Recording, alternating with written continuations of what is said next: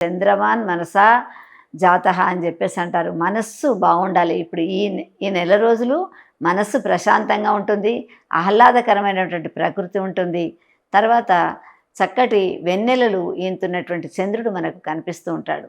అందుకని చెప్పేసి పౌర్ణిమకు చాలా ప్రాధాన్యం ఉన్నది. అన్ని పౌర్ణిమల కంటే కూడా ఈ శరత్ పౌర్ణిమకు నుండి ఈ కార్తీక పౌర్ణిమ వరకు చాలా ఆనందమైనటువంటి వాతావరణం మనకు కనిపిస్తూ ఉంటుంది. అందుకే ఆడపిల్లలు చాలామంది వాళ్ళు ఈ జల్లెట్లో చూడడం అంటే అన్ని ప్రాంతాల వాళ్ళు కూడా ఈ పున్నమకు ప్రాధాన్యం ఇస్తారు. కోజాగిరి పున్నమ, కోజాగిర్, రాత్రిపూట ఎవరు మెలకువతో ఉన్నారు అని చెప్పేసి అమ్మవారు తిరుగుతూ ఉంటుందట.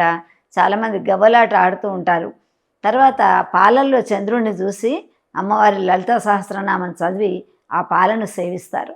అందుకని చెప్పేసి ఆ చంద్రుడు ఎప్పుడైతే మనకు పాల సముద్రం నుంచి ఉద్భవించాడో, మనం సముద్రం దగ్గరికి పోతే ఆటుపోటులు చూస్తుంటాం.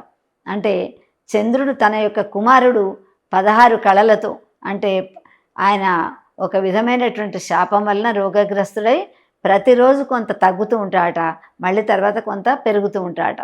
అందుకని పున్నమ రోజు నిండు జాబిల్ని చూసినటువంటి తన కుమారుణ్ణి సముద్రుడు సంతోషంతో విపరీతమైనటువంటి ఉవ్వెత్తున అలలు మనకు లేస్తూ కనిపిస్తూ ఉంటాయి. అదేవిధంగా ఈ పున్నమ రోజు ఉసిరిక కొమ్మను తర్వాత తులసి కొమ్మను రెండింటిని కూడా తులసి కోటలు పెట్టేసి లక్ష్మీనారాయణుల యొక్క స్వరూపంగా వాటికి వివాహం చేస్తారు. శయన ఏకాదశి నుండి ఉత్థాన ఏకాదశి వరకు చాతుర్మాసాలు సముద్రంలో అతను విశ్రాంతి తీసుకున్నటువంటి వాడు కనుక ఉత్థాన ఏకాదశి రోజు అతన్ని లేపి ద్వాదశి రోజు చిలుకు ద్వాదశి అని చెప్పేసి చెరుకు గడతో చిలుకుతున్నటువంటి సమయంలో ఆ బియ్యపిండిలో, కొత్త బియ్యపిండిలో చిలుకుతూ ఉంటే పాలలాగా కృష్ణుడి మీద పడతాయట. ఎవరైనా గాఢ నిద్రలో ఉన్నటువంటి వాళ్ళని లేపాలి అంటే మనం మొక్క మీద కొన్ని నీళ్లు చిలుకుతుంటాం.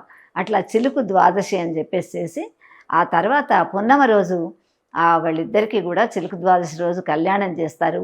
ఉసిరిక చెట్టుకు, ఉసిరిక కొమ్మకు, ఉసిరిక కాయకు అన్నిటికీ కూడా ప్రాధాన్యం అన్నమాట. ఎందుకంటే లక్ష్మీనారాయణులు ఇద్దరు కూడా ఆ స్వరూపంలో ఉంటారు కనుక తులసి కోటలో ఉన్నటువంటి వాటికి 365 వత్తులు పెట్టేసి ఆవు నెయ్యిలో తడిపినటువంటి వత్తులు మాత్రమే ముట్టిస్తారు. అప్పుడు ఆ లక్ష్మీనారాయణుల యొక్క వివాహం అవుతుంది. మళ్ళీ తిరిగి అంటే ఇన్నాళ్ళు ఆయన ఆ సెలవులో ఉన్నాడనమాట. 4 నెలలు నేను విశ్రాంతి తీసుకుంటాను అని భూలోకానికి వచ్చి పాలసముద్రంలో ఉన్నాడు. మళ్ళీ వైకుంఠానికి వెళ్ళిపోవాలి. ఆన్ డ్యూటీలో ఉన్నటువంటి వాళ్ళు మళ్ళీ ఉద్యోగంలో చేరాలంటే ఎలా వెళతారు?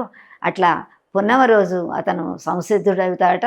4 నెలలు లక్ష్మీదేవి పూజలు అందుకుంటుంది. ఏ పూజ చేస్తే కూడా అమ్మవారికి 4 నెలలు అమ్మవారి పూజలే ఉంటాయి, స్వామివారి ఉండవు కనుక పున్నమ రోజు మళ్ళీ వాళ్ళిద్దరిని కలిపి పెళ్లి చేసి వాళ్ళిద్దరికి పూలదండలు అన్నీ వేసి మేళతాళాలతో మళ్ళీ వైకుంఠానికి పంపించడానికి సంసిద్ధం అవుతుందన్నమాట. అందుకని పున్నమకు చాలా ప్రాధాన్యమైనటువంటి రోజు కార్తీక పూర్ణిమ.